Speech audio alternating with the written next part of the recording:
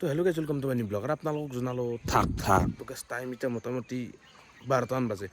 আৰু মই ৰাকেশ দাৰ ভিডিঅ'টো চালোঁ ৰাকেশ জুনিয়ৰ ৰাজস্থানত কিবা ইণ্ডিয়ান মিষ্টাৰ ইণ্ডিয়ান হেকাৰ নে কি মই কিন্তু চিনি নাপাওঁ ভগৱানৰ ওপৰত চিনি নাপাওঁ আৰু যোনটো ব্যৱহাৰ তেওঁ পাইছে বা মই যোনটো ভিডিঅ' চালোঁ তো মই ৰিয়েলি এটা কথা কওঁ ৰাকেশ দাৰ লগত মোৰ এতিয়া মানে মাত বোলে সেনেকুৱা টাইপ নাই কিন্তু ভিডিঅ' চোৱা যায় তো সেই আছে হয়তো বেয়া তেওঁ মোক নাপাওঁ বা মই তেওঁক বেয়া নাপাওঁ সেইটো টাইপত কিবা এটা ৰিলেশ্যন কিবা এটা হৈছিলে আৰু আজি 2 বছৰ আগত কিবা এটা হৈছিল দুয়োৰ মাজত তো সেইগিলা মই ক'বাই নাযাওঁ কিন্তু যোনটো ভিডিঅ' চাই কিনে বহুত দুখ লাগছি কাৰণ আমি সেই কৰিছিলোঁ না বহুত ইউটিউবাৰ আছে আমাৰ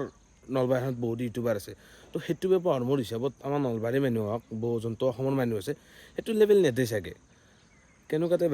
ৰাকেশ দা যোনটো প্ৰথমতে লগাল পাইছিলোঁ মই ভিডিঅ'ত কৈছিলোঁ চাগে মই ইংলিছ ব্লগাৰৰ লগত গৈছিলোঁ আৰু তেতিয়া সেইটো সময়ত তেওঁৰ ছাবস্ক্ৰাইব আছিল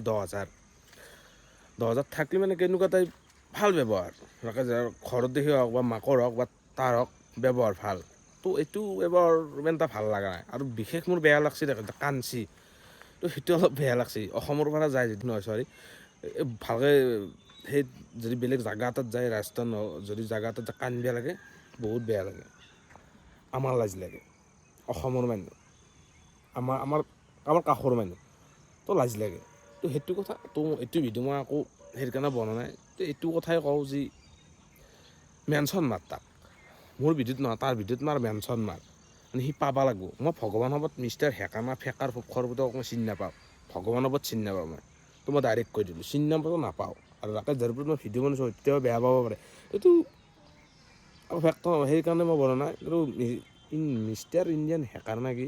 আৰু কিছুমান বহুত জ্ঞানী মানুহ এতিয়া ক'ব পাৰে বোলো ৰাকেশৰ ভিউজ লৈছে নাই 50টা ছাবস্ক্ৰাইব আকৌ 12 ভিউজ লোৱা নাই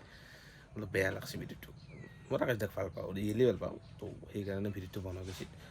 সেইকাৰণে ৰাকেশ দা চাই আছোঁ এটা কমেণ্ট কৰি দিবা